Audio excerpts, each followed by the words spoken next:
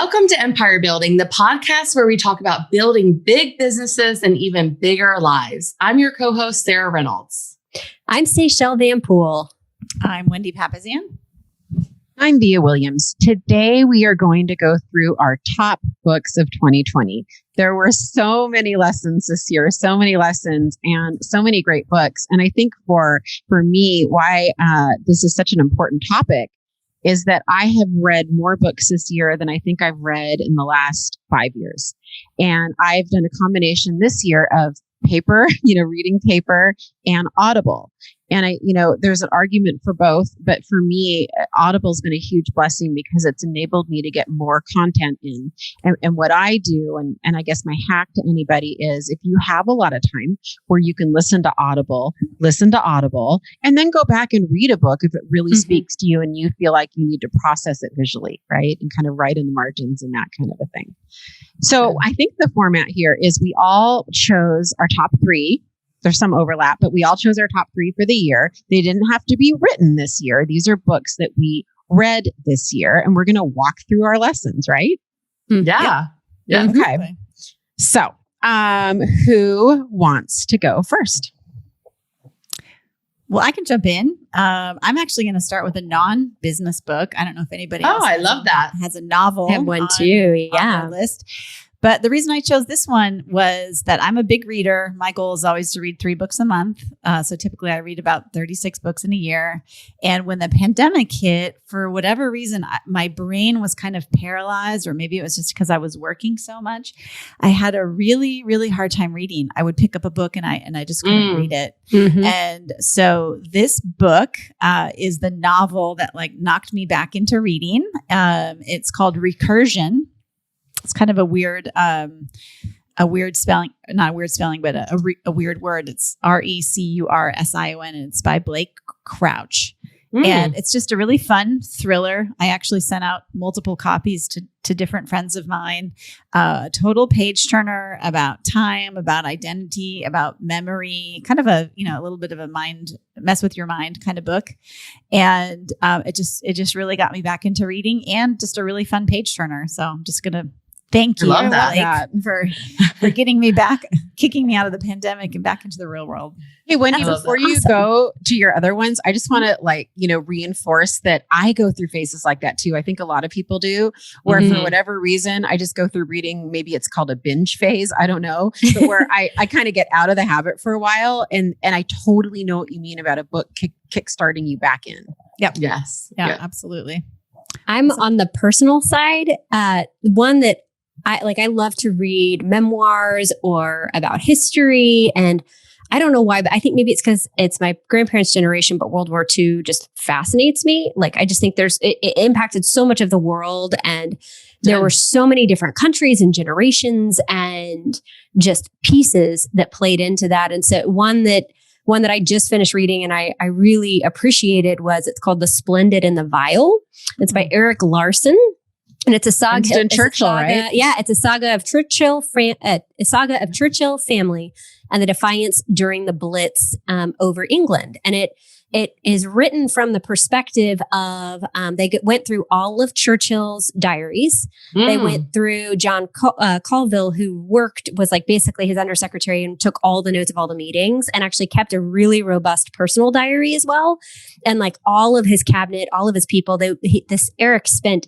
His references is almost as thick as the book is, because he poured over thousands. It's called The Splendid and the Vile. What a great title. And it's by Eric Larson. And it's not like as Wendy just said, right? She just had a page turner. This one is pretty detailed, but I just found it fascinating.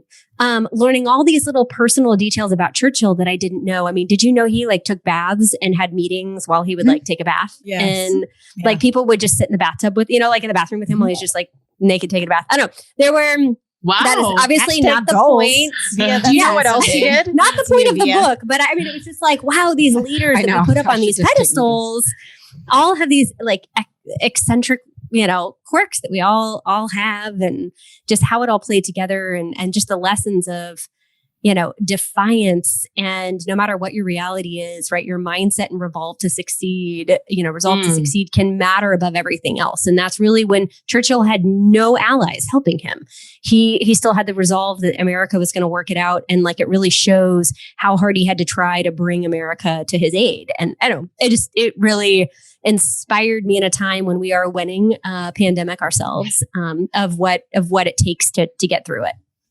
Did you guys know my mom, my mom's British, you guys know she's British, but she was born in 1940. She was from East London, very poor part of London. She was born in 1940 and they sent the kids and the moms away to the country. Yes. And then she came back, and when she was a toddler, they would play in the rubble of all the bombs from the Blitz. And she would tell stories of going in bomb shelters. And, she would tell stories of the doodlebugs where they would be really loud. You'd hear the planes and you're wondering, is it going to get our street? And then there'd be silence. And they knew when there was silence, they had dropped the doodlebugs had dropped the bombs, and they were waiting for the explosion. Yeah. And everyone would pray. No one would say a word. Then you'd hear it go off and you go, it's not us. Not us. Essentially. Wow. And then the next day, the kid that they'd play in the rubble, and they called it rubble. Yeah.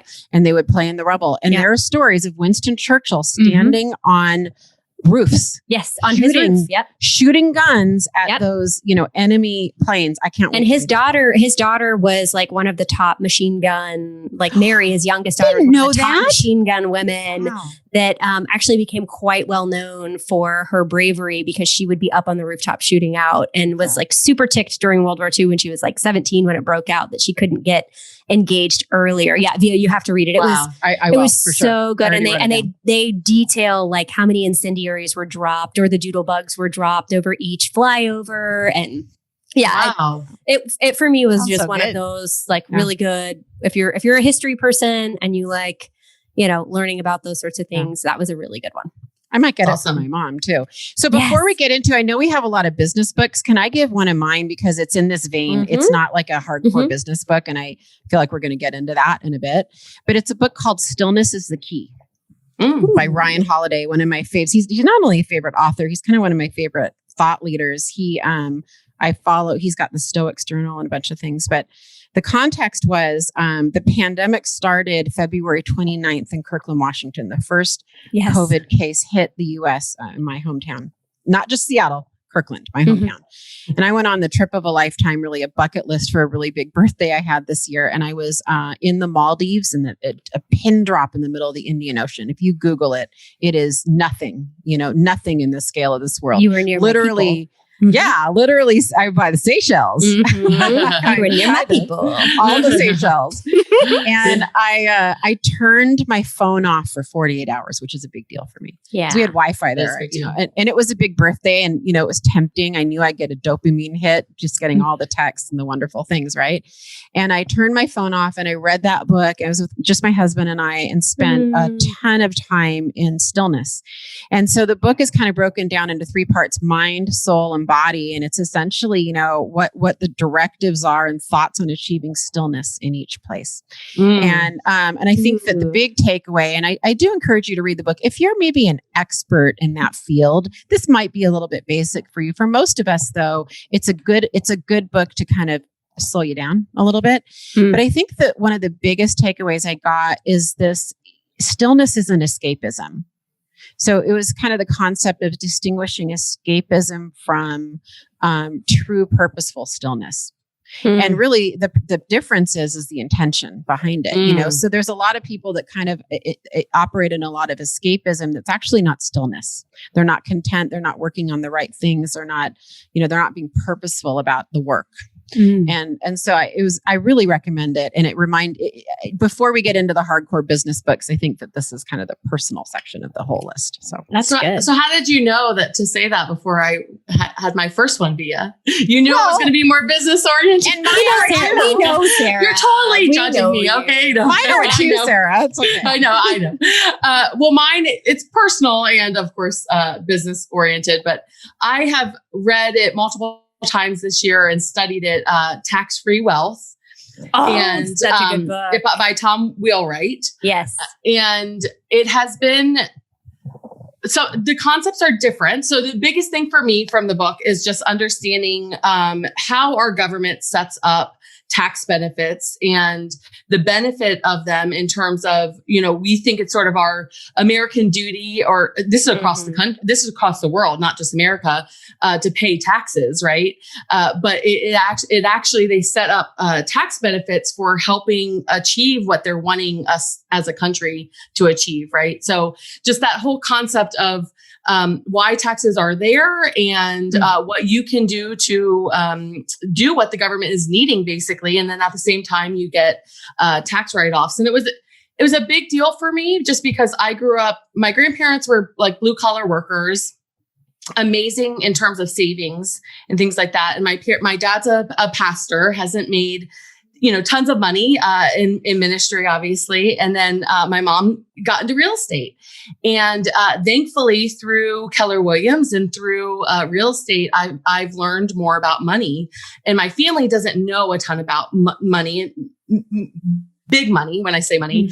And I've struggled with this sort of new thing of even having money and what to do with it. And what are the wise things? I believe in being a good steward, and to whom much is given, much is required, and making sure that we're using it in the best way. So that's been a really big book for me this year, and read it multiple times.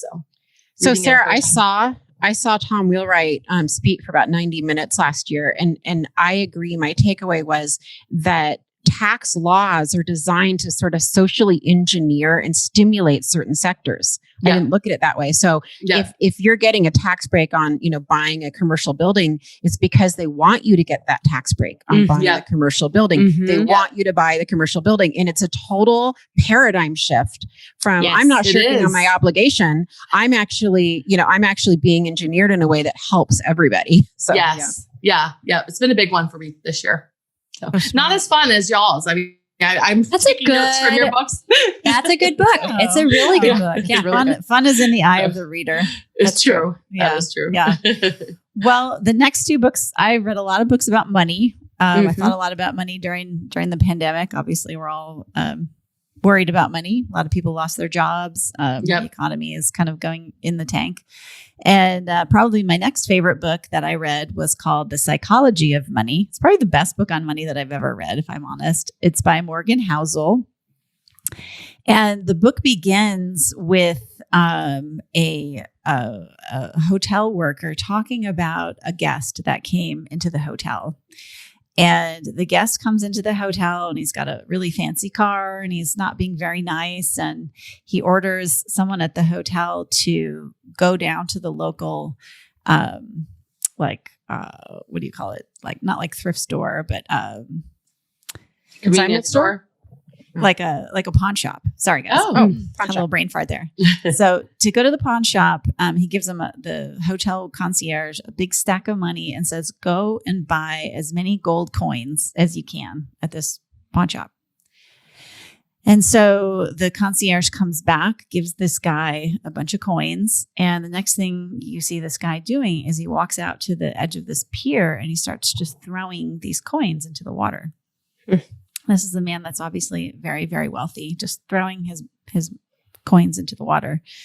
And then the story kind of evolves, and he talks about later how this guy eventually, who was very wealthy, ended up losing all his money, declaring bankruptcy, and basically just what you would expect from somebody who has that attitude around money. And that's how the book starts. And it's really, the premise of the book is that we all have different. What makes money so interesting is that we all have different ideas around the psychology of money. We all have different thoughts and feelings about it. When we actually feel that money is more like a science, when we think of money, we think of like, oh, it's numbers and it's science, but really so many of our financial choices are emotional. Right. Yeah. Which I thought was a big aha for me, because it's like we think about it as science, but really so much of what we do is how we manage it, how we invest it, how we make business decisions are not mathematical calculations. Yeah. They're really decisions that we base that were based on the way we grew up. So that was super interesting. And then some of the highlights from that book were they talk about Ronald Reed. Some of you might have heard of him. He was a janitor who, like a gas station attendant who ended up amassing $8 million in the stock market on a janitor's salary. And he died and gave away $6 million to some charitable things and then $2 million to his family. And my takeaway from that was that we all wanted to be like Ronald after he died. But probably most of us don't want to be like Ronald when he's living, which is, really frugal, this kind of like buy and hold strategy, long-term investing. And then there's lots of other like good stories about human psychology in there. So it's just a really, really different way of looking at finances and how our experiences shape our decisions. And then there's just lots of really good stories in there. So highly recommend. Awesome.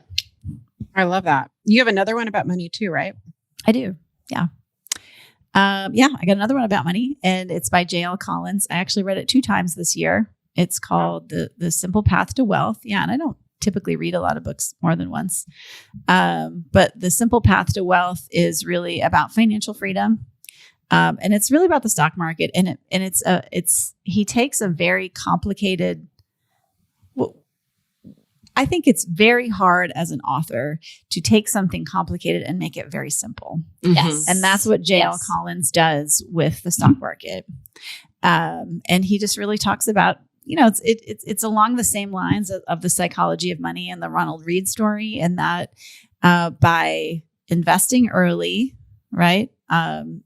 Watching your expenses, being frugal, playing the long-term game, you can look up and at a certain point in your life, you're financially free. And which is what a lot of people are going towards. But one of the books mentions is that we have what's weird about someone who looks rich versus someone who's wealthy. Like I view someone who's wealthy as someone who has assets, but they're not necessarily showy in their spending.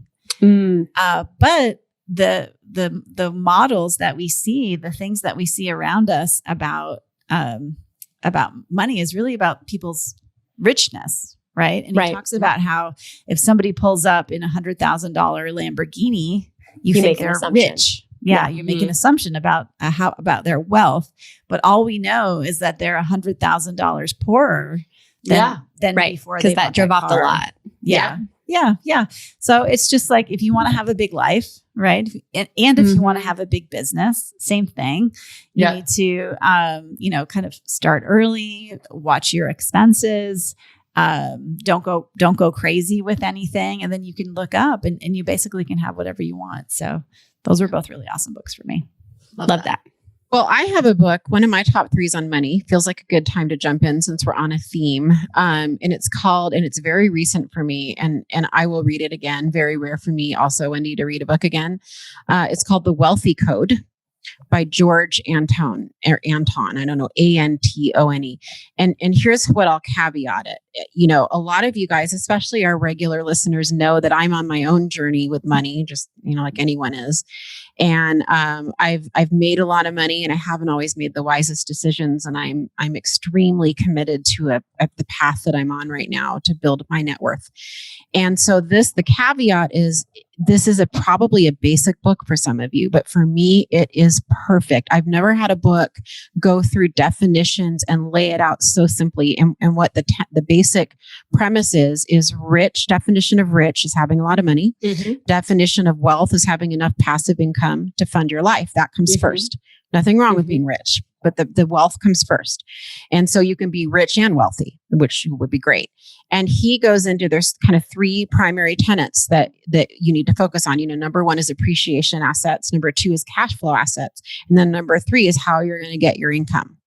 And that's really the formula to becoming wealthy. And so what's cool about the book is, I'll admit it openly. Like, I've struggled with these like cash on cash returns at 5%, and I nod my head and act like, this actually, like, I actually understand it now. I actually understand what a loan constant is, what a spread is, what, oh, it's a That's formula. awesome. Like I need to make my interest rate lower than my cash flow return. Okay. Mhm. Duh. Like it's one of those books that it's amazing. It just lays it all out and gives all the definitions. I have notes in the margin. I have underlines. I have notes in my iPhone from it. It's almost like a textbook, but it's written, pretty well. And it's not a fancy book. Like when I got it, someone recommended it to me. I was like, is this the right one? It looks like he self-published it. Like, so I'm just prepping you. Like it's not it's not graphically designed, but it's been one of the best books of the year. Well, Love that. I'd love to just make a comment on that, Via, is that your wealth building journey is pretty new, right? Mm-hmm. Past couple years. Mhm. Yeah. And so what I want our listeners to understand is that if you don't know what cash on cash return is, or if some of the things that we're saying don't sound sound alien to you, then you too can go on a journey. And in as little as a year or 2 years, you can have an understanding of money and the stock market and things like that. And it's not something for everyone else. It's not something for your spouse to deal with, or your CPA or your bookkeeper. It is a journey that you can go on. Mm-hmm. And you don't have to read 10 books a month. You can read 1 book a month and look up in 2 years and really know a lot. And it also, But I doesn't like matter to what your go- income is. Yeah. That you learn from a janitor, you learn from that's what's so powerful about these books is like, you can see yourself in all of these different positions in terms of income, and there's still a path for building wealth and learning about it. And I love that about that. Mhm. Love that. Well, I like too that what you're hearing from each of us as we go deep onto subjects. It's not that we just like read a book on one subject one time and we don't read about it again. I think that the theme that you're hearing is that, we did a whole episode around knowing your numbers and money. So if you haven't listened to that one, you should. And the lesson I want you to take out from hearing everybody talk about books about money is that it's a journey. It's something that we're constantly working to add to our knowledge and deepen our understanding, because what you focus on expands. And when you can focus on, where your money is going, I can guarantee you it's going to go more places that you want it to go. That's right. My next book is Business. And Sarah and I think both had this one on our list, is the 12-Week Year by Brian Moran and Michael Lennington. And I'm going to be honest, I always felt like every year we get ready for our annual business planning, every year, like all of this energy goes into it. And we spend all this time and all this work creating this annual plan. And then, like in March, the pandemic hits and I was so ticked. And before She's getting really worked up about it. I am really worked up about it. This book I am passionate about. You guys can't see her, but I mean, her face is getting red. She's got a really mean Seychelles. Like she does not like yearly business planning. Yeah. It's true. I kind of feel like it's a little bit of a sham because, like we did this whole business planning last October as a team. It was awesome. And by January, my entire team looked completely different. And then on top of that, we start rebuilding and we're remargining our business and everything. And then a freaking pandemic hits. And I'm like, what the heck? Like, what's that Mike Tyson quote? What's the Mike Tyson quote? You make plans until someone punches you in the face. I got that wrong. What is it? That is my year. That is my year, Via Williams. And that's ironic because Mike Tyson is someone who made millions and millions of dollars and ended up bankrupt. And he also lost it. He was throwing his gold coins in the water. Basically. Yes, he was. Yes, he was. And so what I like about the 12-week year is it basically takes, yes, you still are creating an annual plan. I don't get to get rid of that and I'm not planning on it. And what I like about it is it breaks it down into more bite-sizable chunks of 12-week sprints.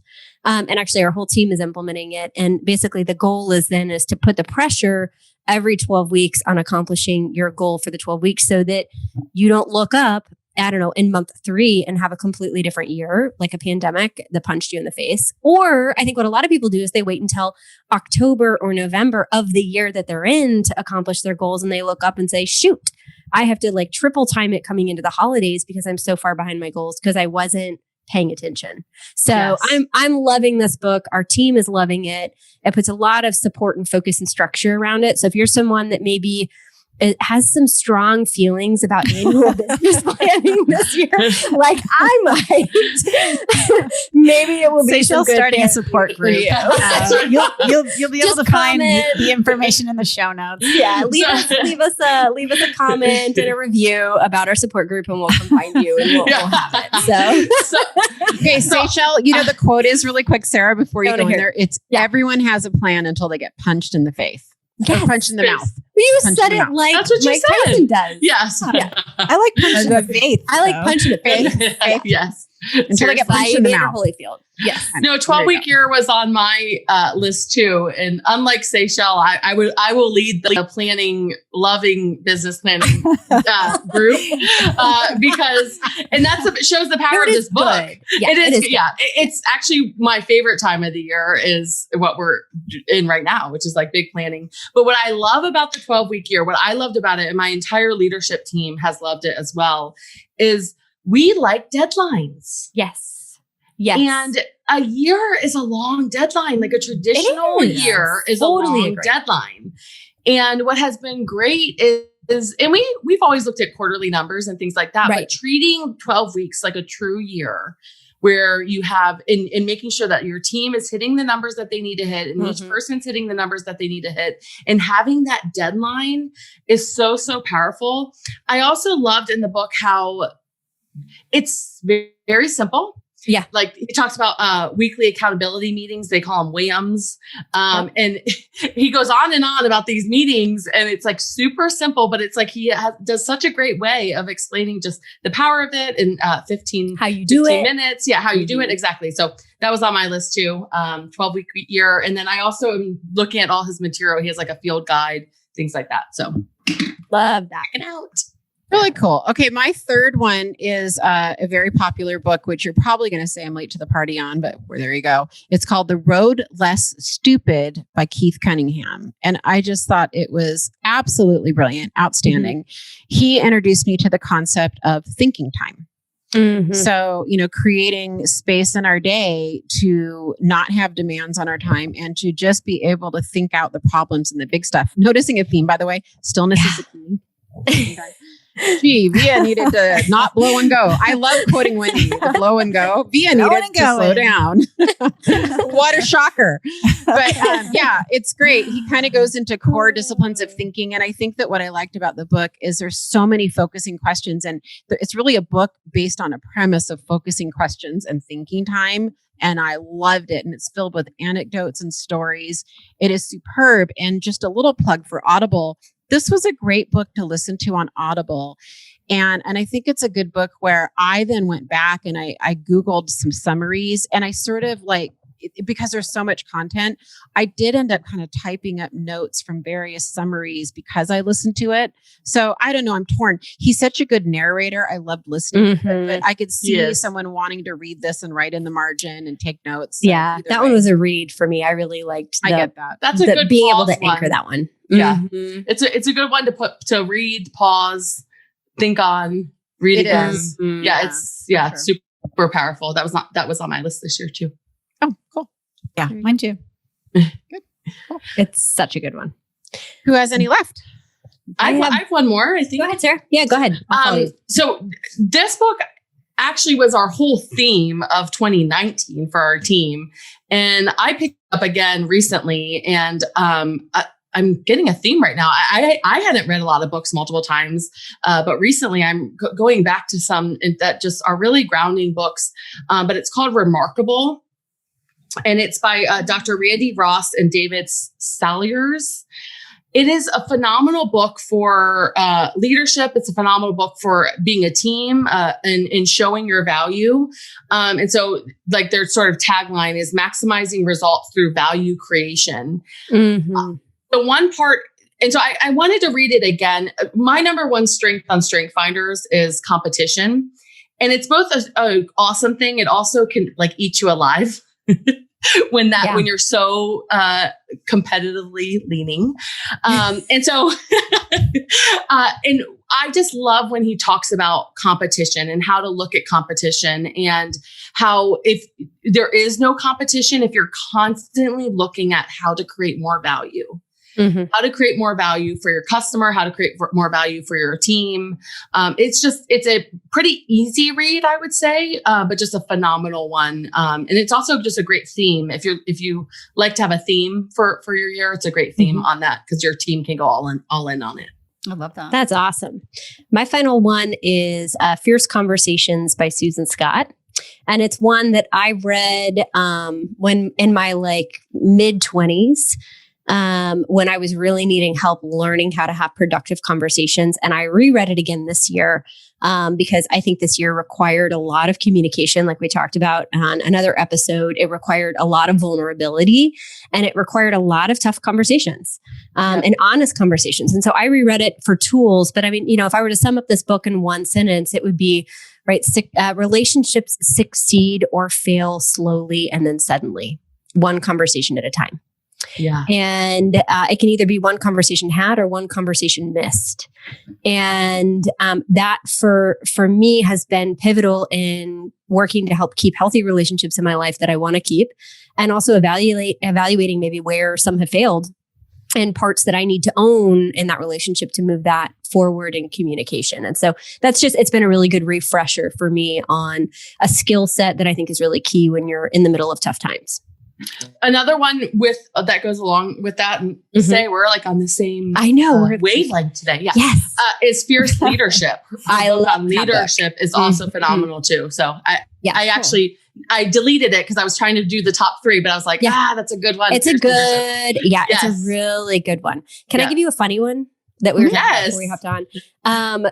So homeschooling is awesome. And so Quinn and I have been trying to find levity in books that we're reading. It's so great. I'm so like affirmation. I am great at homeschooling. That is an absolute affirmation and probably not the truth. My affirmation is I'm not going to mess up my daughter too much in one year. Yes. Yeah. Totally agree with you on that. So at bedtime, Quinn found this book. We're still at my in-laws up in Michigan right now. And we found this book in the shelf that's called Why My Kid Is Crying.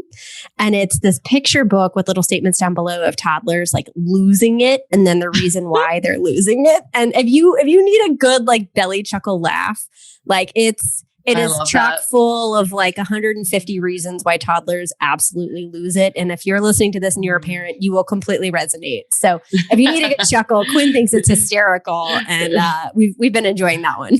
Well, that's a good segue to tell everybody that all of the books we talked about, including that one, we will put in the show notes. So if you're driving, you don't have to worry, although we want you to listen to us over and over again, but you don't have to. We're going to put them all in the show notes.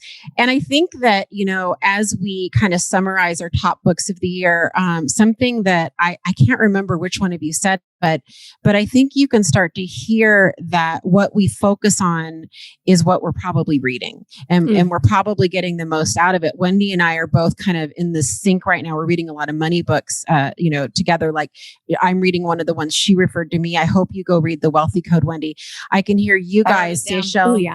I put some in my Amazon cart from you guys on this. That's good. I know, right? And I can hear Seychelle and Sarah. There's a lot of crossover there. So whatever we're focused on, we're probably reading more about. And so I'll end with the focusing question that I think all of our listeners can ask yourself. And it's, if you've identified something as a priority, where are you spending your time? Are you spending your time reading about it and learning it and studying it and trying to get better at it and trying to be a master at it? And so that's probably the biggest takeaway from this list, is our thought process behind it and the lessons we're learning and the reasons we're reading them. The list itself, some of them might jump in and speak to you and some might, but I think the biggest takeaway is that we're reading what we're deeply committed to learning more about. Love that. Yep. Yeah. So with that said, it's the end of 2020. You guys, you guys get to create your 2021. Right. You get to create your best life. So figure out those books that are going to correspond with that in 2021. Mm-hmm. That's right. So we'll put the list. It's all going to be in show notes. Have a great day, you guys. Thank you for listening, and thanks for being an empire builder with us. Bye, guys. Bye, guys.